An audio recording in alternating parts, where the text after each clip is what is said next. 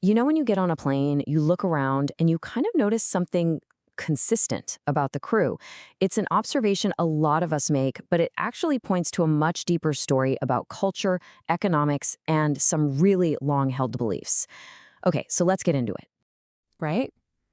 It seems like a simple question, but the answer? Oh, it's way more complex than you'd think. It's a pattern that's so common, we often don't even stop to question it. But behind this everyday sight is a story of an entire industry starting to rethink its own traditions. So, yeah, this isn't just a hunch you might have. We've got the data, and it totally backs this up loud and clear. And what's really cool is that researchers are now digging in to figure out, what's really going on here. And check this out. Japan Airlines, we're talking their flagship carrier, they actually teamed up with a university to get to the bottom of this. They wanting to know why their own workforce looks the way it does. And believe me, what they found is pretty eye-opening. Okay, get ready for this number. It's really stark. At Japan Airlines, just 3% of flight attendants are men. I mean, think about that. Only 3 out of every 100. That is just an incredibly low number. But wait, because that's only half the story. Because here's the flip side. You look in the cockpit, and the numbers are almost exactly the opposite. A tiny 2% of pilots at JAL are women. So you see, this is no accident. It's a really deep pattern. But is it like this all over the world? No way, not even close. Look at this chart with me for a sec. It gives you the global picture. So yeah, Japan is way down at 3%, but in the US and Europe, it's more like 25%. And then you've got places like the UAE where it's almost a perfect 50-50 split.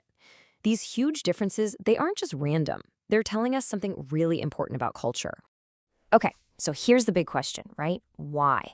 What is driving these numbers? And what the research is showing is that this goes way beyond just who's getting hired. This is about, well, it's about what society expects. This quote really just nails it. The idea that cabin attendant equals female and pilot equals male, that stereotype is still so strong. I mean, for decades, think of all the movies and ads we've seen. It's all conditioned us to link these jobs to a certain gender. And that stuff, it's still super powerful. And that's why the numbers are all over the map depending on where you are in the world. The job's the same, right? The uniform might even look similar, but the culture it's all happening in, totally different. So our idea of who should be doing that job, it just completely changes from one place to another. But, okay, here's the good news. This story doesn't just stop at old stereotypes. Not at all. All around the world, people are actively trying to change this, to shake up these old ideas and really reshape the industry from the inside. I mean, just look at the United States. It's not happening overnight, obviously, but the trend is definitely heading in the right direction. Just in the last few years, the percentage of male flight attendants has ticked up. It really goes to show you that when people focus on something, they can actually make a difference. And a huge driver for all this change is this thing called the 25 by 2025 initiative. It's from IATA, the International Air Transport Association. Basically, it's a huge public promise from airlines to get more women into senior roles and other jobs where they're underrepresented. And we're not just talking about the cabin or the cockpit, but in the corner office too. So is it working? Well, this chart makes a pretty strong case. If you look at who's getting hired in aviation right now, the numbers are almost even. That is a massive step forward. It shows that the talent is out there, and companies are finally starting to hire in a much more balanced way. And let's go back to Japan, because things are starting to change there too. You've got the big bosses at the major airlines saying, hey, we're going to create a culture where anyone can succeed. You've got the newer budget airlines like Jetstar and Peach actively hiring more men. And here's the real kicker. There's a huge economic reason for it. Japan's population is shrinking, so companies know they have to hire from the entire talent pool, or they just won't survive. Now, it's easy to think, okay, this is just about airlines, but it's so much bigger than that. What's happening up at 30,000 feet, it's really just a mirror of these massive changes that are happening everywhere, right down here on the ground. Yeah, this line says it all, doesn't it?